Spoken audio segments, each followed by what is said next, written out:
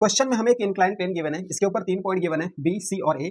Initial में हमारे पास एक मास एम है, ये इनिशियल में बी पॉइंट से इसको रिलीज कर दिया गया है। इनिशियल में रेस्ट पे था तो इनिशियल स्पीड क्या हो जाएगी इसकी, 0 हो जाएगी।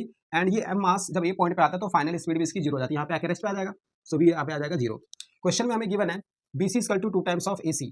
सो बी सी है, ये 2 टाइम्स है ए सी का। सपोज करते हैं जो ए सी लेंथ है ये एल है, और जो बी सी 2 टाइम्स है, तो सपोज करते हैं ये 12 हो जाएगा। ये एल है तो ये 12 हो जाएगा। क्वेश्चन में हमें गिवन है if mu equal to R tan theta, तो आर की वैल्यू पूछा गया है। सो यहाँ पे इनिशियल स्पीड 0 है एंड फाइनल स्पीड भी 0 है, तो यहाँ पे चेंज इन काइनेटिक एनर्जी जो आएगा वो 0 आ जाएगा।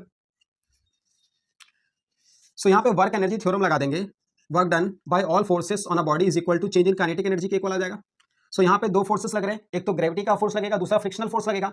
बी से सी पॉइंट तक जो है ये स्मूथ सरफेस है एंड सी से ए पॉइंट तक ये रफ सरफेस है, तो रफ सरफेस पे फ्रिक्शनल फोर्स लगेगा एंड पूरे सरफेस पे ग्रेविटेशनल फोर्स लगेगा।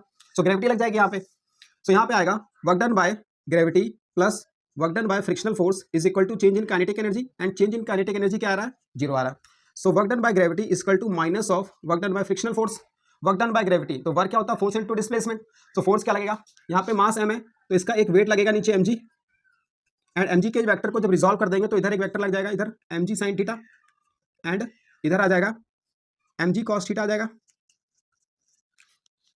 सो वर्क डन बाय ग्रेविटी क्या आ जाएगा, force mg sin theta into में डिस्प्लेसमेंट। तो डिस्प्लेसमेंट कहाँ से कहाँ हो रहा है, बी से ए पॉइंट तक, एंड बी से ए पॉइंट की जो लेंथ है वो 3l है। सो ये आ जाएगा 3l एंड cos थीटा।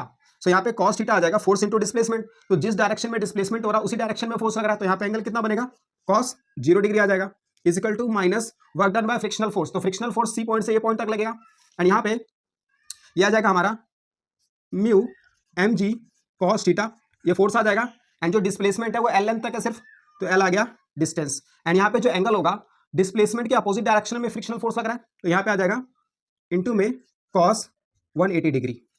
इसको सॉल्व करेंगे आगे, तो ये आ जाएगा mg sin theta 3l cos 0 की वैल्यू 1 होती है, ये आ जाएगा minus mu mg cos theta into में l cos 180 की वैल्यू क्या होती है, -1। सो ये आ जाएगा -1, माइनस से माइनस ये प्लस हो जाएगा, तो ये आ जाएगा mu mg cos theta into में l, यहाँ पे आ जाएगा mg sin थीटा इनटू में 3l, l से l कट जाएगा, mg से mg कट जाएगा, इधर क्या बचेगा sin थीटा, इधर बचेगा cos थीटा। तो sin थीटा के नीचे इसको ले आएंगे, तो sin थीटा अपॉन में cos थीटा इक्वल टू क्या बचेगा, यहाँ पे 3 भी बच रहा है और यहाँ पे म्यू बच रहा है।